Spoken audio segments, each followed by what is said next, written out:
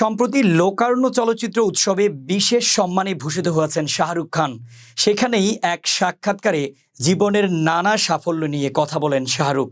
আসন্ন কাজ নিয়েও আলোচনা করেন তিনি। আগামীতে সুজয় ঘোষ পরিচালিত কিং ছবিতে অভিনয় করবেন তিনি।